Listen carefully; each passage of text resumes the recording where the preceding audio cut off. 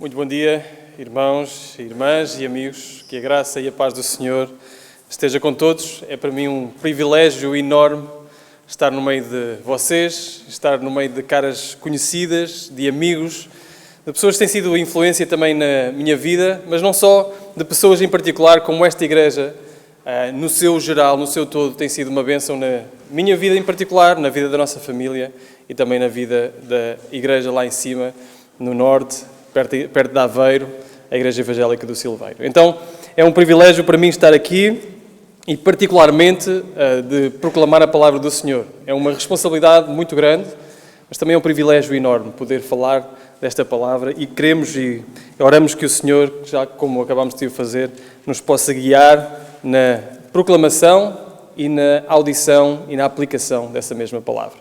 Então, eu convido os irmãos a abrir no livro de Atos dos Apóstolos, para aqueles que têm uma Bíblia da Igreja aqui, creio que a página é 1033, página 1033.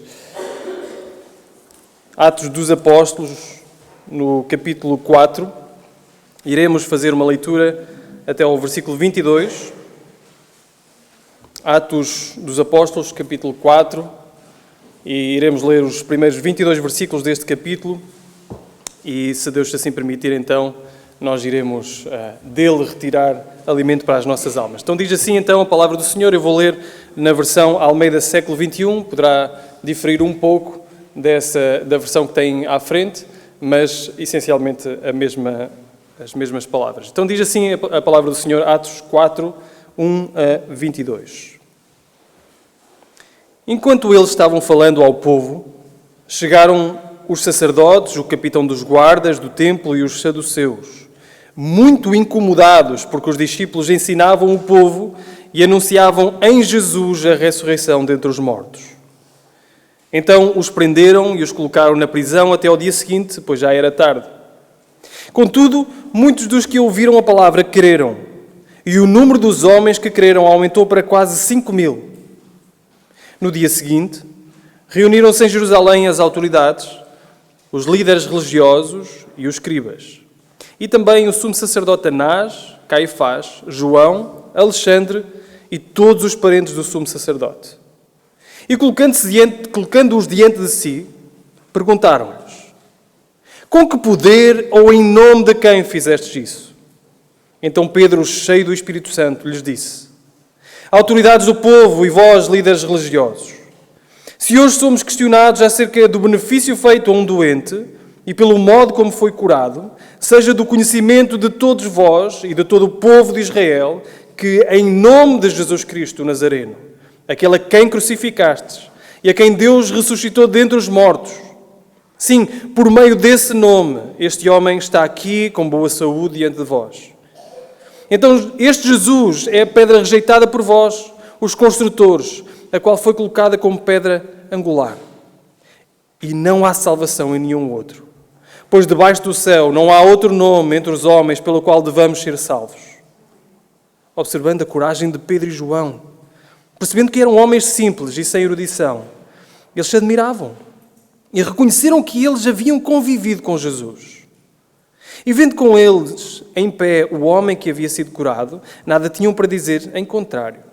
Todavia, depois de mandá-los sair do sinédrio, começaram a debater entre si, dizendo: que faremos estes homens? Porque todos os que habitam em Jerusalém sabem que foi feito um sinal evidente por meio deles e não o podemos negar. Mas, para que isso não se divulgue mais entre o povo, vamos ameaçá-los para que de agora em diante ninguém mais fale neste nome. E chamando-os, ordenaram-lhes expressamente que não falassem nem ensinassem em nome de Jesus. Mas respondendo Pedro e João, lhes disseram: julgai se é justo diante de Deus dar ouvidos a vós e não a Deus. Pois não podemos deixar de falar das coisas que vimos e ouvimos. Mas eles os ameaçaram ainda mais, e não achando motivo para castigá-los, soltaram-nos por causa do povo, porque todos glorificavam a Deus pelo que acontecera, pois o homem em quem soprara a cura miraculosa tinha mais de 40 anos. Até aqui a palavra do Senhor. Há uma coisa muito curiosa nos dias em que nós vivemos. Nós somos particularmente agora, uma geração que gosta de falar. Gostamos de falar. E falamos de todos os assuntos. E hoje em dia existe uma plataforma para nós falarmos e sermos ouvidos por toda a gente, para toda a gente nos ouvir. As redes sociais permitem isso mesmo. Nós gostamos de falar de política. Nós gostamos de falar de desporto. Nós gostamos de falar de outras coisas que são dos nossos interesses. E o mundo percebeu isso de tal forma que nos deu essa plataforma para nós podermos falar. As pessoas gostam de falar, gostam de conversar, gostam de trocar ideias, exceto quando nós lá colocamos na conversa um certo nome. Experimentem estar a conversar no vosso trabalho, experimentem estar a conversar nos vossos círculos de amizade ou nos vossos almoços de família e falem de Jesus. E vejam um silêncio de repente a abater-se. Falem de Jesus no meio de uma conversa, no intervalo do trabalho, e vejam pessoas a correr para a casa de banho porque afinal lembraram-se que precisam de lá ir. Vejam pessoas a dizer que eu ainda não tomei café e preciso de ir tomar café antes de voltar ao trabalho. Vejam pessoas a fazer todo o possível para não ouvir falar de Jesus. Jesus é um nome que incomoda. Existe uma certa arte de incomodar conversas. É colocar o nome de Jesus. Falamos de Jesus e as pessoas ficam incomodadas. Existe um incómodo geral. E este é exatamente o propósito, ou esta é exatamente a conversa que está aqui a ser narrada. O nome de Jesus causa problemas. Não nos podemos esquecer exatamente onde está este capítulo. Este capítulo vem depois de um grande milagre. Este capítulo vem depois de Pedro e João, a caminho do templo, encontrarem um aleijado de nascença, que vivia de mendigar, vivia da misericórdia dos adoradores no templo. E Pedro, olhando e fitando os olhos para este aleijado de nascença, ele diz: eu não tenho prata, eu não tenho ouro, mas o que eu tenho isso te dou. Em nome de Jesus Cristo Nazareno, levanta-te e anda. Ele levantou-se e foi a pular, a saltar e a glorificar a Deus para dentro do templo. Ele não foi para casa, ele não foi para os amigos, ele foi para dentro do templo, louvando e glorificando ao Senhor. E gerou uma comoção tal que o povo se reuniu para ouvir o que é que se passava ali. E Pedro, bastante oportunista, aproveitou a oportunidade da multidão se juntar e começou a pregar o Evangelho. E é precisamente neste momento de que as pessoas ouviram um sermão de Pedro, ouviram Jesus a ser proclamado e a dizer que este homem que estava ali, que estava aleijado e era de nascença aleijado, este homem que se tinha levantado agora e que pulava e que adorava, é precisamente neste momento que a multidão ouvia acerca da razão da fé que há em Cristo Jesus que surgem estes primeiros opositores. Diz-nos no versículo 1 que os sacerdotes, o capitão dos guardas do templo e os saduceus chegaram e estavam muito incomodados com o discurso que estava a ser dado. Esta passagem, nós vamos dividi-la, estes versículos, em 3 partes principais. Primeiro é o poder do nome de Jesus. Porque Pedro vai mais uma vez aproveitar a oportunidade para pregar sobre o poder que há no nome de Jesus. Depois o incómodo do nome de Jesus. E terminamos com a coragem pelo nome de Jesus. Esta passagem é uma aula de coragem cristã, baseada no nome de Jesus Cristo. Então vamos, em primeiro lugar, ao poder do nome. Este nome que muda todas as coisas. Os primeiros versículos dizem-nos então que estes sacerdotes, o capitão dos guardas e os saduceus estavam muito incomodados. Agora, estavam muito incomodados pelo quê? Não estavam incomodados com um coxo que agora estava restaurado e saltava e louvava a Deus. Não estavam incomodados com uma cura. Eles estavam incomodados, diz-nos o versículo 2, porque os discípulos ensinavam o povo e anunciavam em Jesus, a ressurreição dentre os mortos. Eles estavam incomodados com o facto de Jesus estar a ser falado. Estavam incomodados com o facto de Jesus estar a ser proclamado e a ressurreição em Jesus estar a ser proclamada. Então o que é que eles fazem? Versículo 3. Eles prenderam e colocaram na prisão até o dia seguinte, pois já era tarde. Então a solução deles é: vamos ver se uma noite na cadeia os acalma.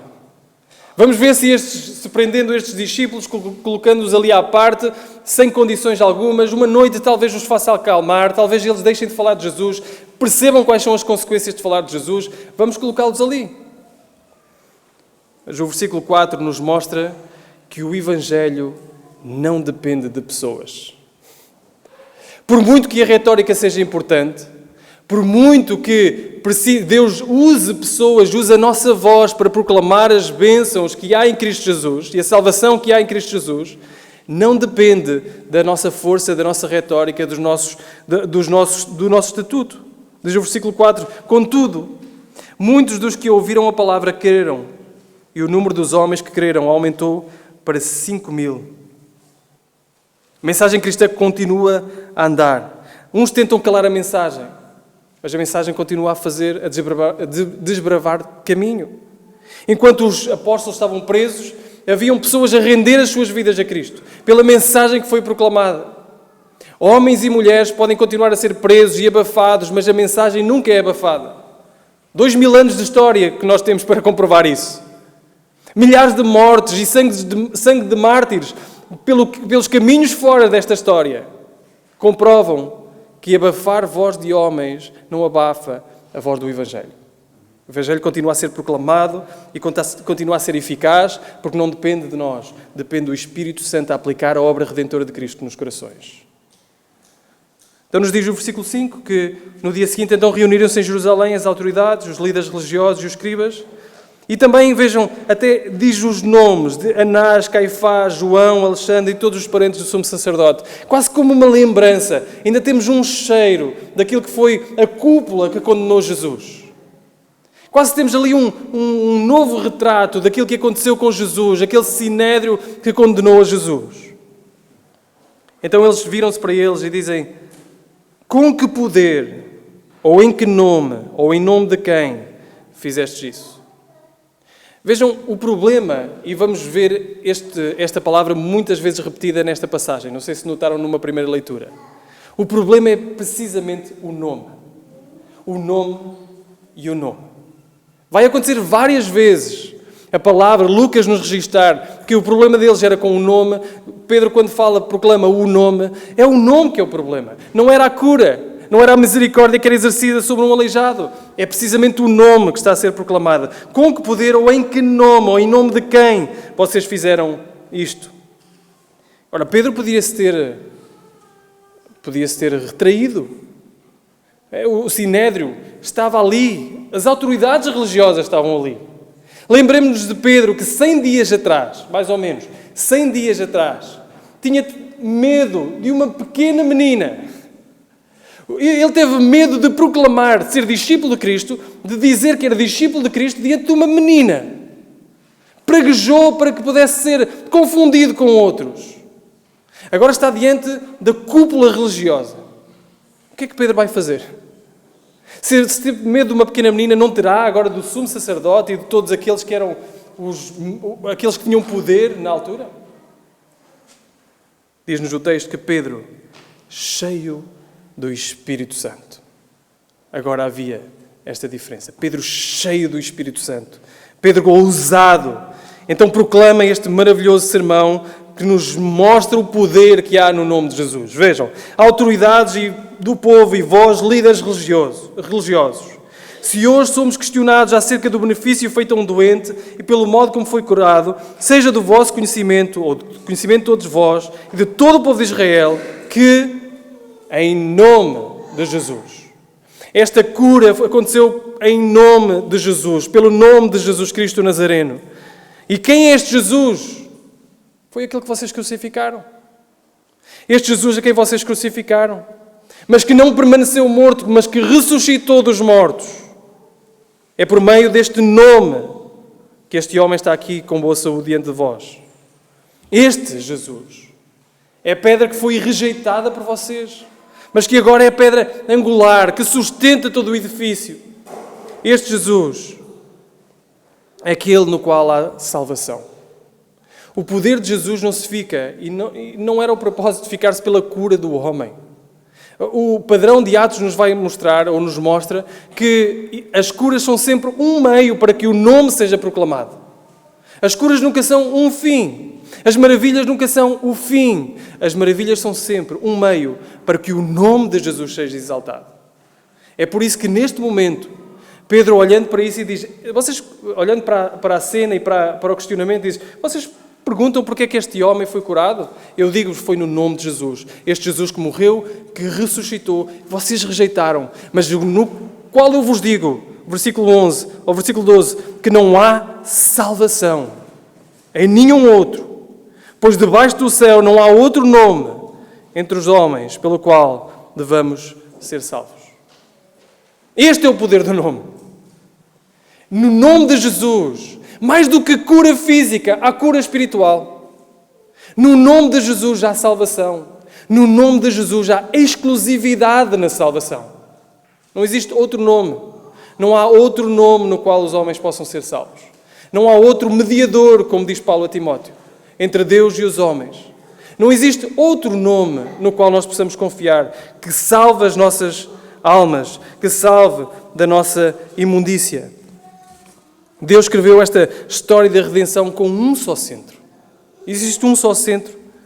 Todas as promessas do Antigo Testamento convergem para este ponto. Já vimos no Salmo que nós lemos, que já falava de Cristo, que já anunciava e pré-anunciava Cristo. O Messias rejeitado é o Messias exaltado, o crucificado é o ressuscitado. E assim o templo de pedra começa a ceder lugar ao templo vivo, o corpo de Cristo, a comunidade dos salvos, no qual Cristo é pedra angular. Ele é o único, Ele é exclusivo. E a exclusividade de Cristo não é uma limitação, é uma libertação. Uma libertação da nossa criatividade, do nosso poder, da nossa vontade. É Ele o único caminho. Não há que inventar caminhos. Não existe outro caminho para ser salvo. Não existe outro nome com poder para nos salvar. Não existe. Se há apenas um Salvador, então quer dizer que esse Salvador é suficiente. Se há apenas um Salvador, quer dizer que esse Salvador basta. Que não precisamos de depositar a nossa confiança em nada mais. E o Evangelho, as boas notícias de Jesus Cristo são escandalosamente simples. Porque tudo o que é necessário para a tua salvação está em Jesus. Não há outro nome que cure da culpa, não há outro nome que vença a morte, não há outro nome que una o homem a Deus. Não há outro nome. E esse nome é Jesus. Irmãos, não tenhamos problemas com a exclusividade de Jesus. Não tenhamos problemas com a exclusividade de Jesus. A Bíblia nos diz que o caminho é estreito. Existe uma porta larga, mas esse caminho largo é o caminho que leva à perdição. Há um caminho estreito, há um único caminho, que é Jesus Cristo. Não podemos criar os nossos próprios caminhos para o céu. Não podemos. Não é através dos nossos esforços, não é através das nossas ideias. Deus providenciou um caminho glorioso para que o pecado fosse expiado e a justiça fosse encontrada em Jesus Cristo. Jesus é o único caminho. Não existe outra forma das pessoas serem salvas. A religião não salva. A sinceridade não salva.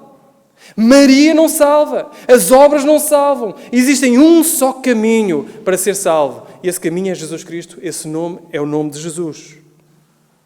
Às vezes nós pensamos que dar a oportunidade às pessoas de viverem a sua própria fé é uma forma de amor. Dar oportunidade às pessoas sem as confrontar com a exclusividade de Jesus é uma forma de amor. Mas não é. Dizer que existem outros caminhos, na verdade, é o contrário. É demonstrar falta de amor. Porque isso é falso. Pode parecer condescendente. Sermos condescendentes com as outras pessoas. Pode-se parecer amoroso deixá-los viver com essa ideia. Mas isso é perverso. Sabendo que existe um só caminho. É uma mentira do inimigo. E ao sugerirmos isso, estamos a negar a única fonte de vida que pode trazer restauração, pode trazer salvação às pessoas. Dizer que existe um só caminho, ou dizer que existem outros caminhos, vai diminuir a glória de Cristo. Porque Cristo é o único caminho. Como dissemos, há um só mediador entre Deus e os homens. Há uma só porta, há um só caminho, há um só Senhor. Ele é o único que nos pode levar ao Pai. O Evangelho de Jesus é esta boa notícia de como Deus providenciou um caminho através de Jesus. E talvez tu estejas aqui e tenhas problema com a exclusividade de Jesus. Mas esta é a cura para a tua doença. Ninguém vai ao médico E tendo uma doença grave, espera que lhe receitem paracetamol. Ninguém vai ao médico e tendo um cancro grave, espera que lhe receitem analgésicos. O que é necessário é o bisturi para retirar aquilo que está a matar. É precisamente isso que nós fazemos quando oferecemos Cristo a esta sociedade em pecado, esta sociedade que está mergulhada no erro. É nós oferecermos o bisturi de Cristo para lhe retirar a doença que o está a matar, que é o pecado. Ele é o único com poder para salvar. O único com poder para poder restaurar, mas acima de tudo o único com poder para poder salvar. O que nos leva então ao segundo ponto, que é o incómodo do nome. O versículo 13 nos diz que, observando a coragem de Pedro e de João, percebendo que eram homens simples e sem erudição, eles admiraram-se. O Sinédrio estava ali a olhar para eles e a ouvir: o que é isto? Como é que estes homens simples, como é que estes homens sem erudição conseguem falar desta forma? Como é que eles conseguem proclamar e conseguem ser convincentes ao ponto de quase 5.000 almas crerem em Jesus Cristo, mudarem o seu rumo, irem para um lado e mudarem o rumo para o outro, aceitarem agora Jesus Cristo como Salvador? Como é que é possível? Como é que é possível este discurso que eles têm para connosco? Diz-nos o texto que eram homens simples e sem erudição, mas eles reconheceram que eles haviam convivido ou estado com Jesus. Este relato que Lucas nos deixa é uma frase maravilhosa, ao mesmo tempo que humilhante. É bonita e maravilhosa porque é verdadeira, é humilhante porque nos confronta.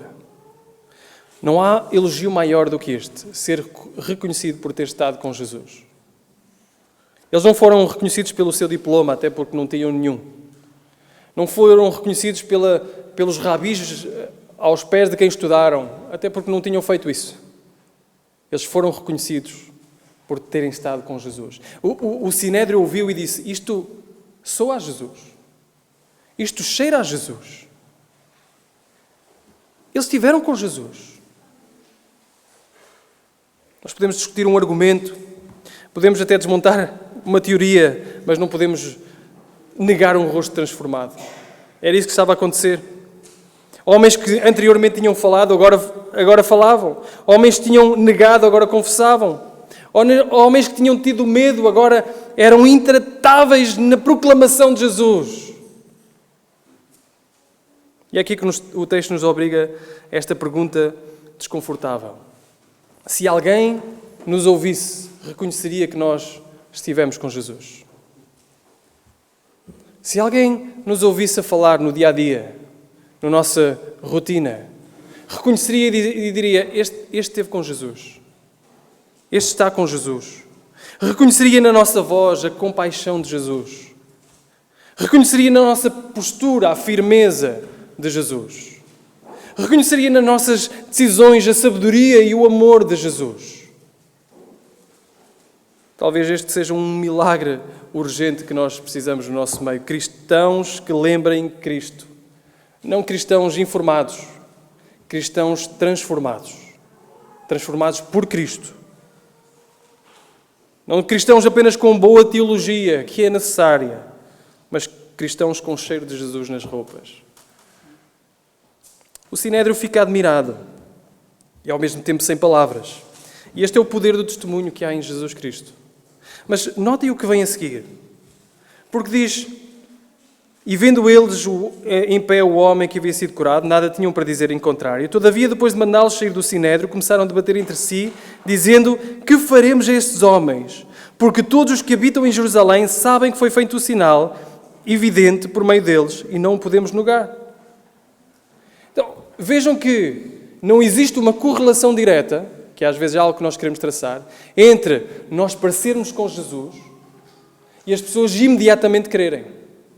Não podemos esperar resultados imediatos. Muitas vezes, na medida em que nós nos aproximamos de Jesus em comunhão, nós nos parecemos mais com Jesus e o nosso discurso é um discurso persuasivo com o nome de Jesus. Muitas vezes as pessoas vão se render aos pés de Jesus. Vão dizer: eu quero esse Jesus para mim. Eu reconheço que sou pecador e que preciso desse Jesus. Muitas vezes as pessoas vão fazer isso, mas outras vezes isso vai aumentar a dureza do coração das pessoas com quem estamos. Existem outros momentos em que nós começamos a falar de Jesus e as pessoas vão dizer: eu não quero mais estar perto dele. ou perto dela. Porque ela só fala de Jesus. Qualquer dia quer-me convencer a ser como ela também. Isso pode acontecer. E isso não deve esmorecer o nosso ânimo. Isso não deve fazer com que nós digamos, não, eu estou demasiado parecido com Jesus, preciso de aliviar aqui um bocadinho. Não, nós devemos continuar a nos aproximarmos de Jesus e a sermos transformados por Jesus. Mas isto era a realidade na vida dos apóstolos e continua a ser a realidade na nossa vida. Muitas vezes há pessoas que creem em Jesus pelo testemunho das nossas bocas e a ação do Espírito Santo usando essas palavras, e outras vezes corações começam a empedernir mais, a ficar mais adversos à mensagem de Jesus. E é precisamente isso que acontece aqui. Traduzindo aquilo que o Sinédrio faz, é como é que se cala esta gente? Como é que nós vamos calar estes homens? Como é que nós vamos impedir que o nome de Jesus continue a ser proclamado? E o que eles fazem, no versículo 17 e 18, é precisamente isso. Mas para que isso não se divulgue mais entre o povo, vamos ameaçá-los para que de agora em diante a ninguém mais falem deste nome. E chamando-os, ordenaram-lhes expressamente que não falassem nem ensinassem no nome de Jesus. Esta é a estratégia do mundo. Quando nós não conseguimos negar a evidência, quando nós não conseguimos rebater o argumento, o que nós fazemos é tentar calar a mensagem. Tentamos calar a mensagem, calar quem prega. Se não podes abafar o facto, abafa a voz. Quando o nome de Jesus se torna demasiado visível, alguém vai criar um regulamento para o esconder. Sabem, hoje não temos reuniões de sinédrio que impeçam a proclamação do nome de Jesus, mas temos a mesma coisa com outros nomes. Temos o Departamento de Comunicação que impede, não se pode falar de fé, não se pode falar disto ou daquilo. Temos o Conselho Editorial que muda as coisas para não parecerem tão exclusivas. Temos normas de inclusão. Temos códigos de conduta. São tudo artimanhas para que nós possamos calar a nossa voz acerca de Jesus. Professores deixaram de poder falar de Jesus nas escolas. Psicólogos deixaram de poder falar de Jesus nas consultas. Não podemos mais falar de Jesus abertamente, particularmente da exclusividade do nome de Jesus. A regra é simples. O mundo pode ser espiritual e até aplaudimos certa medida de espiritualidade. Contudo, não podemos ser explícitos acerca da exclusividade. Não há problema nenhum para o mundo se Jesus for um Salvador, um entre muitos. E cada um tem a sua fé, cada um segue a sua fé, cada um segue a sua religião, e nós conseguimos conviver todos, de alguma forma, com esta espiritualidade comum, e até se alimenta uma espiritualidade comum. O problema é quando alguém se levanta e diz: Jesus é o único caminho, Jesus é a verdade, Jesus é a vida, e ninguém vai ao Pai se não for através de Jesus. Este é o problema. O problema não é Jesus entre muitos, é Jesus ser o único. E cedo ou tarde acontecerá alguma política de cancelamento para nos fazer abafar acerca desta exclusividade do nome de Jesus. Existe um incómodo geral. Um incómodo geral. Nada muda. O mundo continua a suportar tudo menos a exclusividade do nome de Jesus. E, no entanto, nós sabemos que é esse o nome que salva. É esse o nome que tem poder. Então o cristão vive entre estas duas forças que tentam abafar o nome e o Espírito que nos impele a falar do nome de Jesus. Que nos leva ao terceiro ponto, a partir do versículo 18. A coragem pelo nome. E chamando-os, ordenaram-lhe expressamente que não falassem nem ensinassem no nome de Jesus. Esta oposição clara ao nome de Jesus. O que é que eles vão fazer? Diante desta oposição clara ao nome de Jesus, o que é que eles vão fazer? Vejam esta coragem determinante. Esta resposta é uma resposta fantástica que devia vir à nossa mente quase diariamente. Versículo 19. Mas respondendo Pedro e João lhe disseram: julgai se é justo diante de Deus dar ouvidos a vós e não a Deus. Pois não podemos deixar de falar das coisas que vimos e ouvimos. Julguem vocês. Até vos coloco uma expressão, eu não sei se é do norte, é batata quente. Também há aqui? não é? Até vos coloco a batata quente na mão. O poder de decisão. Digam-me vocês. Digam-me. É justo? Julgai vocês. Se é justo obedecer-vos a vocês ou a Deus. Nós não podemos deixar de falar daquilo que vimos e ouvimos. Notem que eles não dizem, nós não queremos deixar de falar. Eles não dizem, nós não queremos. Eles dizem, nós não podemos. É como que algo está dentro deles, que eles não conseguem abafar. Nós não podemos deixar de falar deste nome. Nós não podemos deixar de falar do nome que tem poder para curar, para restaurar, para salvar. Não podemos. Este nome está em nós. Julguem vocês se isto é justo. Aquele que viu a luz não vai querer andar no escuro. Quem anda com Jesus não consegue fingir que nunca o conheceu. Há algo em nós, dizem eles, que não nos permite silenciar o nome de Jesus. Porque este nome salvou-nos, este nome libertou-nos, este nome encheu-nos do Espírito Santo. E quem foi tocado por esse nome não pode voltar atrás. É quase aquele fogo que Jeremias tem, que ardia nos seus ossos enquanto não proclamasse o nome. Lutero manifestou exatamente isto, diante das autoridades do seu tempo. Eu não posso abafar este nome, não posso abafar a minha consciência. É o mesmo fogo que arde em cada cristão que percebe que a fé que se cala, ela vai morrer sufocada. Ela quer sair.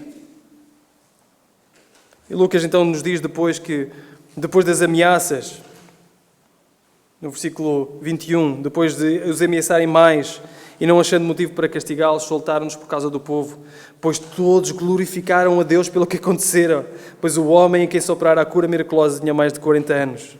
É isto que o mundo não consegue explicar. O poder transformador do nome de Jesus Cristo. Podem discutir argumentos, mas não podem negar vidas transformadas. Não conseguem negar que onde Jesus é proclamado, algo se ergue-se esperança, ergue-se perdão, ergue-se uma nova vida. É por isso que a Igreja, através dos séculos, continua a repetir esta mesma frase. Nós não podemos deixar de falar. Nós não podemos deixar de falar. Mesmo quando é arriscado, mesmo quando é impopular, mesmo quando parece inútil. Porque nós não podemos deixar de falar do nome que transformou as nossas vidas. O cristão fala não é porque é corajoso, é porque é cheio do Espírito Santo. E é o Espírito Santo que nos impele a falar. Fala porque este amor que nós temos para com Deus, e o amor que temos para com o nosso Salvador, e o amor que temos para com as pessoas, nos impele a falar, a ser comunicativos acerca da solução que há em Cristo Jesus. E é aqui que o texto toca a nossa vida. Porque vivemos numa época cada vez mais, onde a fé é cada vez mais privada. Eu tenho a minha fé. E os outros podem ter a sua fé. Vivemos a nossa fé de uma forma privada, de uma forma às vezes quase clandestina.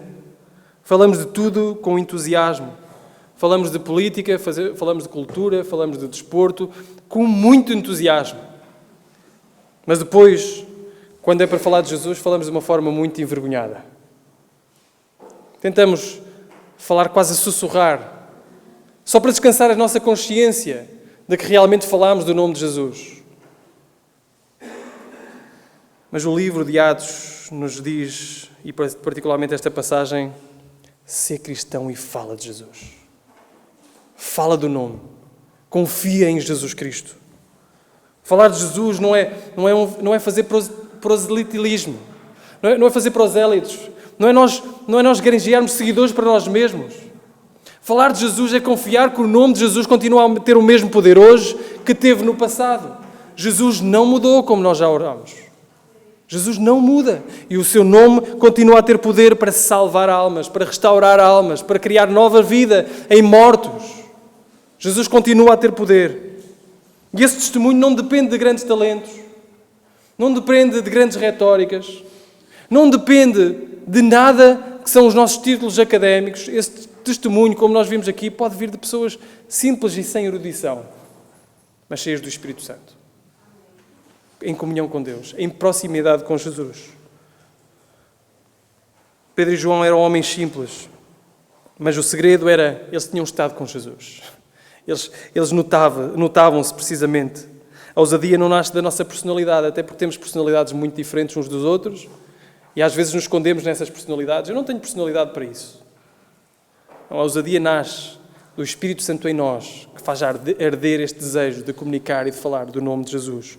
Por isso, quando o mundo te disser não fales desse nome, lembra-te do Portão Formoso, lembra-te do Pórtico de Salomão, lembra-te de um homem coxo que foi curado, lembra-te da ousadia de Pedro e de João que disseram: nós não podemos deixar de falar deste nome, não podemos deixar de falar daquilo que ouvimos e ouvimos. E pergunta-te: o que é que eu vi? O que é que eu ouvi? Se Cristo te levantou, se Cristo te perdoou, se Cristo te chamou, então tu tens um nome que proclamar. Tudo neste texto gira à volta de um nome. Não é um conceito, não é uma ideologia, não é um movimento, é um nome. É o nome de Jesus. Foi nesse nome, em nome de Jesus Cristo de Nazaré, levanta-te e anda. Foi nesse nome que um coxo foi curado. Foi esse nome que confundiu religiosos em Jerusalém. Foi esse nome que deu coragem a 2 pescadores para enfrentar um sinédrio e as autoridades religiosas. E o nome de Jesus não é uma fórmula mágica. Nós não usamos o nome de Jesus, não abusamos do nome de Jesus para decretar o que quer que seja. O nome de Jesus está agregado a uma pessoa, à pessoa de Jesus Cristo, morto, ressuscitado, pedra angular, no qual não há salvação em nenhum outro, a não ser em Jesus Cristo. É o nome que deu força a Estevão para enfrentar as pedras. É o nome que deu cânticos a Paulo e Silas na prisão. É o nome que continua a dar voz aos que no trabalho, na escola, nas conversas comuns ousam confessar: eu sou de Jesus. Eu sou de Jesus. É a voz humilde de quem sabe que sem Jesus nada tem e com Jesus nada lhe falta. O problema, muitas vezes, é não termos comunhão com Jesus e não nos aprofundarmos na beleza de Jesus Cristo e no poder do seu nome. Por isso, irmãos, se vos disserem para ficarem calados, não fiquem. Não fiquem calados. O silêncio às vezes pode nos poupar de problemas, mas não glorifica a Cristo. Se estás aqui hoje sem Cristo, lembra-te que não há outro nome. Não há outro caminho. Não existe outro modo de ser salvo, a não ser no nome de Jesus Cristo. Rende-te hoje ao senhorio de Jesus Cristo. Arrepende-te hoje dos teus pecados, daquilo que te afasta de Jesus Cristo e confia em Jesus Cristo. Estenda a mão em fé para Jesus Cristo, no qual é o único, ou o qual é o único que te pode dar salvação. E quando proclamares o nome de Jesus, lembra-te que o mesmo Espírito que encheu Pedro e João habita em ti. Naqueles que já são salvos, lembrem-se que o mesmo Espírito que deu coragem a Pedro e João é o mesmo Espírito que habita em nós. O mesmo Jesus que curou um coxo caminha connosco. A mesma missão que começou em Jerusalém continua agora aqui na Primeira Igreja Batista de Lisboa. Continua na vossa escola, no vosso trabalho, na vossa rua, na vossa família, nos vossos círculos de amizade. Este é o nome que caminha connosco. É por isso que Jesus, lá em Mateus capítulo 28, diz: portanto, ide e fazei discípulos. Mas como fazer discípulos se Ele não fosse connosco? Ele disse que estaria connosco até à consumação dos séculos, para esta árdua missão de proclamar e fazer discípulos. Ele está connosco. Proclamem o nome de Jesus. E quando chegar ao final da vossa vida, se Deus vos der a clareza de perceber que estão a ir para Ele, que a última coisa que os nossos pulmões expiram, tocando nas nossas cordas vocais, seja o nome de Jesus. Porque não existe nada mais. Não existe salvação alguma à parte de Jesus. Aquilo que o nosso coração mais anseia, aquilo que nós mais desejamos, aquilo para o qual nós fomos criados, é para uma comunhão eterna, pessoal, maravilhosa, com Jesus. Portanto, sejamos gratos por Jesus e proclamemos o nome de Jesus. Vamos orar. Senhor Deus, nós te louvamos, porque Tu és um Deus misericordioso, bondoso para conosco. Tu salvaste a nossa alma. Nós estamos e estaremos eternamente gratos para com a grande salvação que nos alcançou, que foi alcançada por causa de Jesus. Jesus que se fez homem e viveu sem pecado. O Deus homem, que habitou entre nós, que se identificou plenamente connosco e nunca pecou. Este que morreu no nosso lugar e ressuscitou ao terceiro dia, ascendeu aos céus e um dia voltará. Nós estamos eternamente gratos por Jesus Cristo, o nosso Salvador. E nós te agradecemos com toda a nossa vida. Dá-nos, Senhor, a ousadia de continuar a proclamar a tão grande salvação que é encontrada somente em Jesus Cristo. Retira de nós toda a vergonha, retira de nós todo o problema que temos em comunicar esta grande salvação que há em Jesus Cristo. Que tu sejas glorificado pelas nossas bocas, pelas nossas vidas, pelo testemunho como igreja. Que o teu nome seja exaltado. Oramos em nome de Jesus. Amém.